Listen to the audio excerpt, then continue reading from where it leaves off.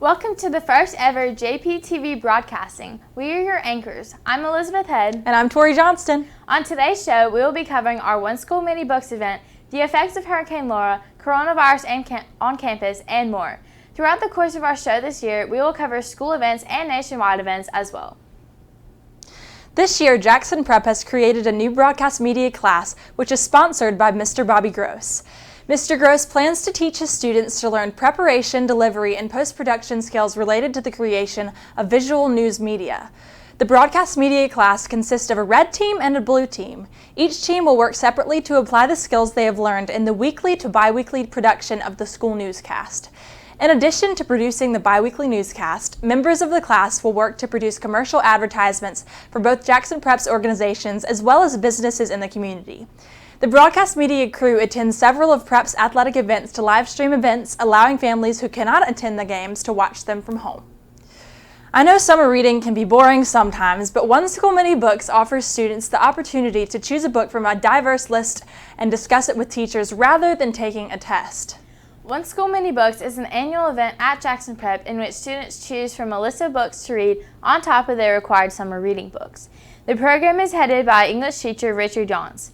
Tuesday, September 1st, students gathered in small groups to discuss one of their One School Mini Books readings. One School Mini Books isn't like regular summer reading. With regular summer reading, students talk about a book in their English class, normally followed by a test or bigger assignment. Students are placed in groups of 10 or under students from all different grades. As stated by head coordinator Mr. Richard Johns, the purpose of this event is to read a book you might actually like and get some credit for it.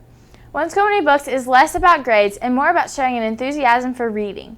With each group headed by either a teacher or an administrator, One School Mini Books reinforces the idea that other people other than English teachers read books for pure enjoyment purposes. What is different about this One School Mini Books this year was that there was no quiz. 100% of your grade is based on participation in group discussion. The smaller group atmosphere allows for students to feel more comfortable in opening up about their book. Sadly, Hurricane Laura devastated our country last week. It really was tragic. About 300 miles south of Jackson, Mississippi, on Wednesday night at midnight, Hurricane Laura made landfall in Lake Charles, Louisiana, reaching historic proportions of 150 miles per hour. The Category 4 hurricane claimed the lives of 16 people. The flooding that came with the storm caused most damage. More than 130,000 customers in Texas are without power and 650,000 in Louisiana. A fire at the Biolab chemical plant in an industrial area near Lake Charles was brought under control by Friday afternoon. The cause of the chlorine leak and fire remained under investigation, but Louisiana State Police Captain Chavez Caman cited hurricane-force winds as a possible trigger. The analytics firm CoreLogic Incorporation has estimated about $8 billion to $12 billion in insured losses. President Trump said during a briefing in Orange, Texas, while visiting the damage, "It came very quickly. All of a sudden, the storm became a monster." More than 3,000 Louisiana National Guardsmen and 1,000 Texas National Guardsmen were called into action the next day. Over 20 aviation assets, 15 shelter crews, and 117 high-profile vehicles were mobilized. Some meteorologists believe this is just the beginning of the hurricane season. We'll be right back after this short commercial break. Discover your voice. Discover your creativity. Discover your opportunity and your dream. Discover your vision. Your vibe. Your passion. And your moment to shine. Join Applause this school year as the Fine Arts program at Jackson Prep leaves a lifelong impression on students' hearts and minds. We would love to grow this legacy with your support and dedication. Join Applause today.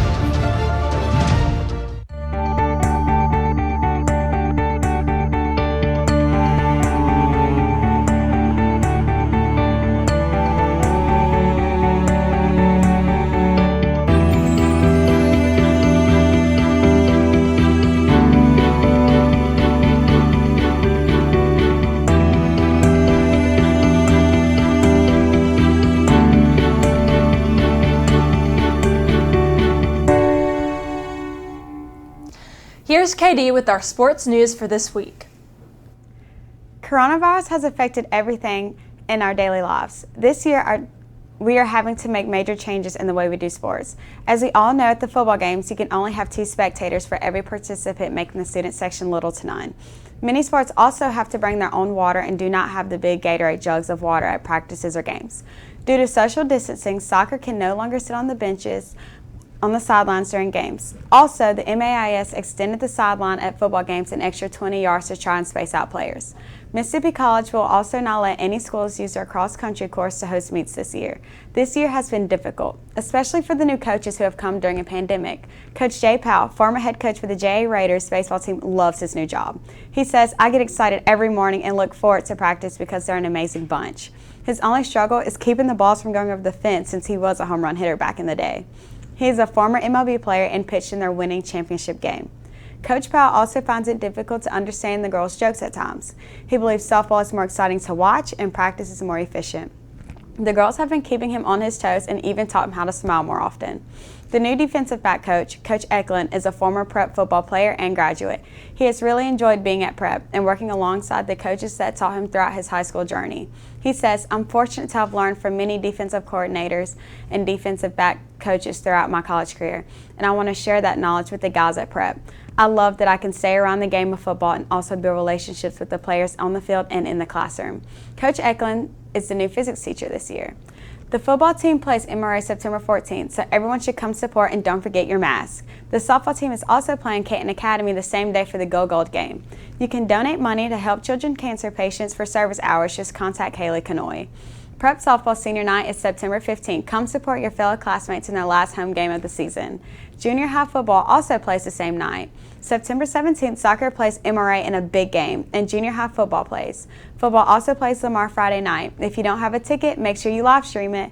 You can come to a game, but make sure you social distance and wear your mask and stay safe to keep everyone else around you safe.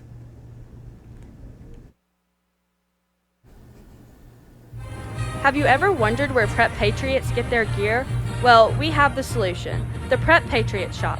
There are many options ranging from t-shirts, sweatshirts, socks, and even fun accessories. They also have hand sanitizer and face masks to keep everyone safe from COVID. The Prep Patriots shop, open Tuesdays and Thursdays from 9 a.m. to 3 p.m.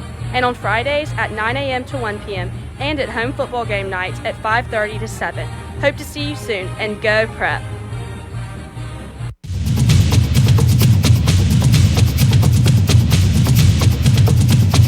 Here at Jackson Prep, we strive for excellence and greatness. We take pride in our athletes, our program's histories, our facilities, our state championships, and our all sports awards. The Booster Club allows our athletes great benefits. With the Booster Club, we are able to remodel facilities such as the new locker room under the stand or the new women's weight room. We would like you to join the Booster Club today at jacksonprep.org. Last year's cafeteria vendor, Valley Foods, was bought out by Lexington's Independent. With this comes new staff that many have not met. Here's some of the new staff. So you're new to Jackson Prep? I am new to Jackson Prep, I certainly am. Can you just introduce yourself? My name is Donna Easter. And what are some fun facts about you, something interesting? Something interesting about me? Like kids, anything like that? Absolutely. There's something that people don't know about me, but I have 11 grandchildren. Wow. So, yeah, absolutely. And I have 4 kids, so. Wow. And I come from Memphis. Memphis?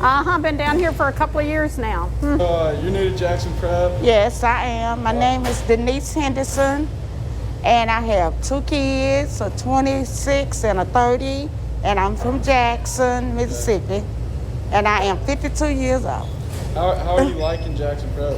I like it. I like it. I've been here, this will be going on my 3rd week. I like it.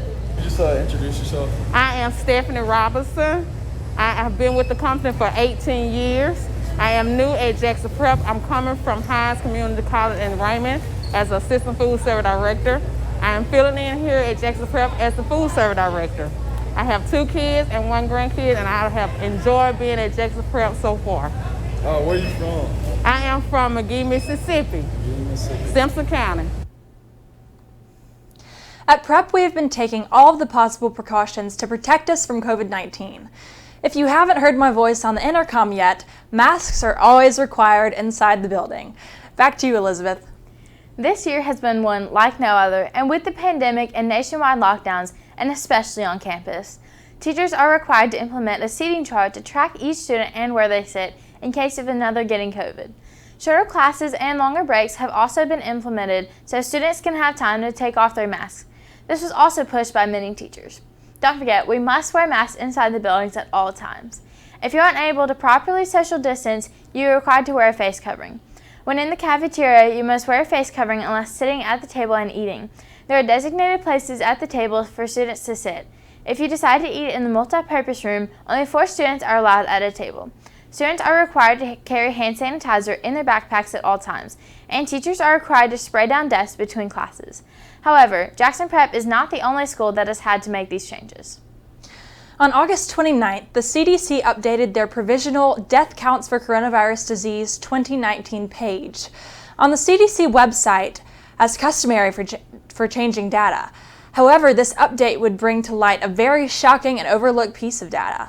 The report found that only 6% of the 180,000 coronavirus deaths in the United States were solely contributable to the virus. The other 94% of reported deaths included 2 to 3 underlying health conditions, and about half were over the age of 65. Some are hoping this will bring changes as far as the lockdowns and social distancing goes. We'll be right back after this short break.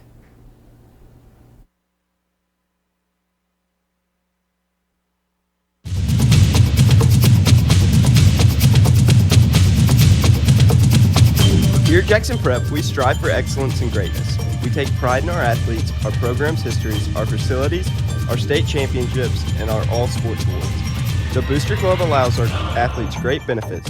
With the Booster Club, we are able to remodel facilities such as the new locker room under the stand or the new women's weight room. We would like you to join the Booster Club today at jacksonprep.org. Over the past week, there has been a 21% decrease of coronavirus cases in the United States. On August 27th, it was recorded that there were 45,000 new cases with 1,127 deaths. As of last Friday, more than 6 million people in the United States have been infected with coronavirus, and at least 181,000 have died. Even though case numbers remain persistently high across much of the country, the number of cases has dropped considerably since late July. Cases are decreasing in many states such as Georgia, Texas, Florida, Louisiana, and Nevada. In Mississippi and Alabama, however, cases continue to remain the same. There are also many states in which COVID rates have risen, such as Kentucky, Iowa, and Oklahoma. Over the course of the pandemic, all 50 states have begun to reopen in some way or another after the lockdown, which started in mid-March. However, now a growing number of states are pausing plans to reopen due to a resurgence of cases. On August 24th, the CDC updated their testing guidelines that now read, if you have been in close contact within 6 feet of a person with a COVID-19 infection for at least 15 minutes but do not have symptoms, you do not need a test unless you are a vulnerable individual or your healthcare provider or state or local public health officials recommend you take one. However, many scientists and other health experts have expressed concern over these new changes. In Mississippi, the CDC and the Mississippi State Department of Health continue to closely monitor the outbreak of COVID-19 and are working to limit the spread of cases nationally and in Mississippi. The MSDH is actively working with doctors and hospitals to quickly identify cases and respond effectively to limit any outbreaks. We, as citizens of Mississippi, need to also take this very seriously, act cautiously when you are around people, and wear a mask and use hand sanitizer. To remain safe doesn't mean you can't see or visit anyone. It means be as cautious as possible in your day-to-day life. As many of you know, the election is approaching very quickly. If we look at the polls from 2016, we can see that Hillary is leading Trump in almost every single poll except for Fox News by 2 to 3 points. But if we look at the most recent polls, we can see that Biden is leading Trump by 7 to 8 points in each poll. But as we saw in the 2016 election, these polls are not very dependable as Trump still won. So it will be interesting to see what happens this year. Among Biden backers, 59% say they are voting for him, and 1 in 3 say they are voting against his opponent. Among Trump supporters, 83% say they are voting for him, while just 11% are voting against his opponent. 83% of Republicans say that they are somewhat concerned that mail-in voting will lead to voter fraud. 62% are very concerned. A third of the Democrats are concerned about mail-in voting being open to fraud. That sums up our news for this week. Thank you for watching our first ever JPTV newscast. Have a great day, and we'll catch you next week at this time.